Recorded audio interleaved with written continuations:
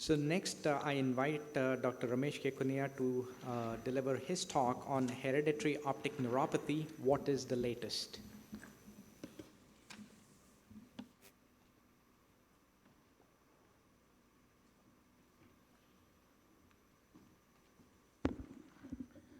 Thank you so much for this invitation and having me today. Uh, Most of these patients, they come in India, 80% of the patients come at 15 or 18 or 20 years of age, saying that they are not seeing well in both eyes. They already had 1 or 2 MRIs. They are just put on a diagnosis of optic neuritis. So let's find out how do we really genotype and phenotype these patients. These are my disclosure. None of them are related to this particular talk. So when you see various shades of gray, there are important patterns, what you see in this slide: temporal pallor, bitemporal pallor, asymmetrical temporal pallor, diffuse pallor, and chronic elevated ICP, especially in IIH patients. And then also we have to think of retinal abnormalities. Before we put somebody on hereditary optic neuropathy, I think these patterns has to be. This is also a part of phenotyping. And then, some of this classic glaucoma kind of looking optic disc with those kind of inferior altitudinal field defect. The phenotype, it's 90% HIE, hypoxic ischemic encephalopathy. Because hereditary optic neuropathy has to be reached, you have to reach at the diagnosis by excluding all of those. What are the classic non-syndromic hereditary optic neuropathy? 3 typical types of mitochondrial DNA mutations in LHON, dominant optic atrophy, 1, 4, 5, 8, and the 6 and 7 are recessive, and then X-linked OPA2 and OPA3 dominant with cataract. These are the types, and this is what you see in terms of inheritance and functional gene. In terms of functional gene, Wolfram syndrome, we call it as Didmore syndrome.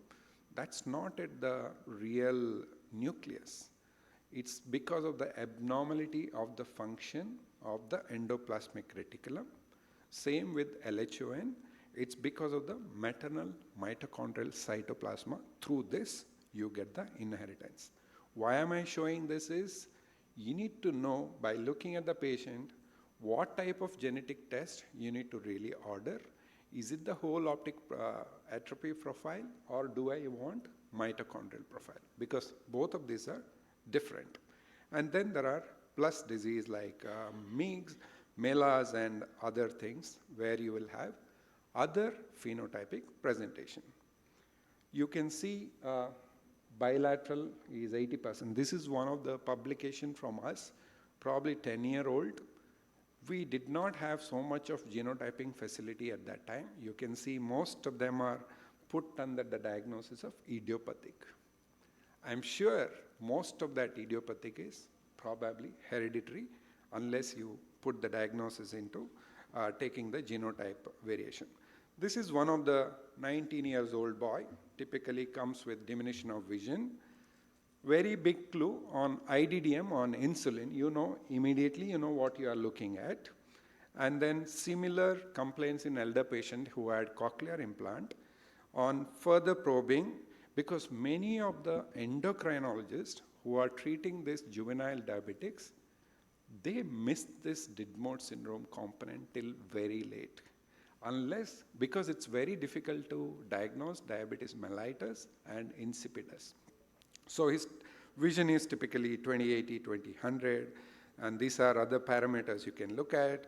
And then when we did the genetic analysis, sure enough, he had the WS1 plus pathogenic, it is an autosomal recessive. So this way you know where the diagnosis is going, and this is one more patient with the nystagmus, similar complaints in the elder brother. As I said, the typical their vision is 20/80, 20/100, and he had OPA1 mutation, because these are all typically known from phenotypic and genotypic correlation. So when should I suspect genetic etiology? This is very important when you have temporal pallor, nystagmus, strabismus, bilateral or symmetrical vision loss, associated deafness, diabetes, and ataxia. This is very, very important. Unless you go beyond your eye, it may be difficult to diagnose. And in children, nutritional can happen because some of them can be junk food eaters. Some of them would have had any kind of gastrointestinal tract problem. They can have this. So you should suspect in these kind of situations.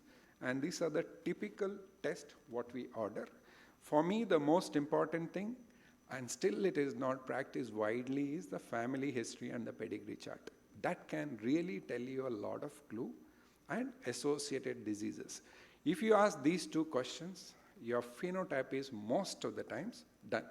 What is left is genotype.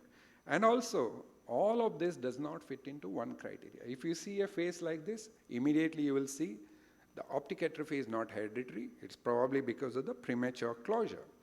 If you see this kind of boat-shaped, you might be looking at osteopetrosis. And if you see this optic atrophy with peripapillary changes, you are even seeing things like calcification on the optic nerve.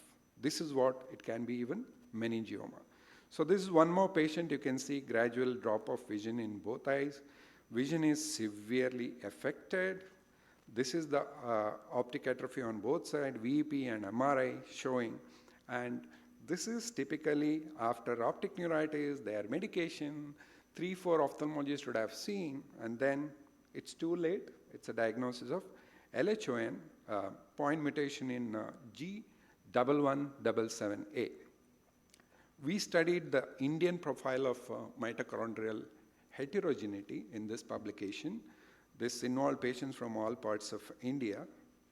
We have very minuscule number of classic 3 mutations, 14.8% and 2.6% of 11778 and 14484. It just amounts to only 26% of the overall thing. And this is the LHON treatment studies which have been done.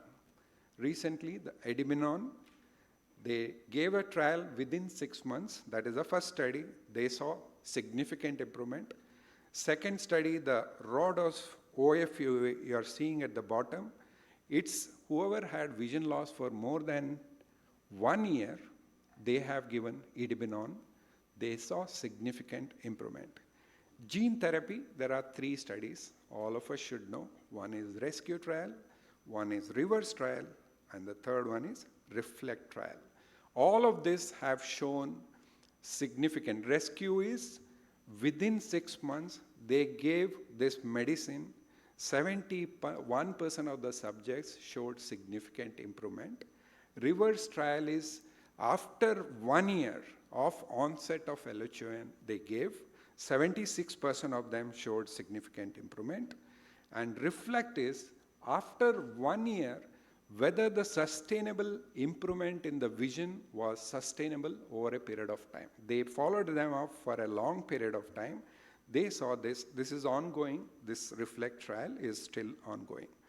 With regards to Didmore syndrome, there are many things have been done, still under clinical phase, metabolic treatment, mainly aimed at IDDM, and also valproic acid, the liraglutide.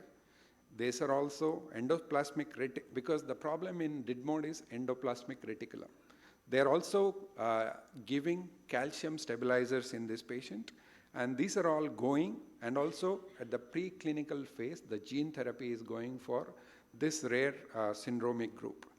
In summary, I would say phenotype and genotype correlation is the king. Even in that, phenotype is the most important. Then add the genotype. Do the genetic counseling, because most of these patients come to you for having problems in the license, send them to rehabilitation, send them to low vision care, but also do this correlation, systemic association. Drugs, mainly I would start them on Edibinon. If they come early presentation, better the treatment effect, and also reflect on reverse rescue and reflect trial, and rehabilitate, and also try to release like Finding the Dory. Thank you very much for your kind attention. And I would like to invite you all to this World Congress, wonderful meeting. It's going to be in Kuala Lumpur.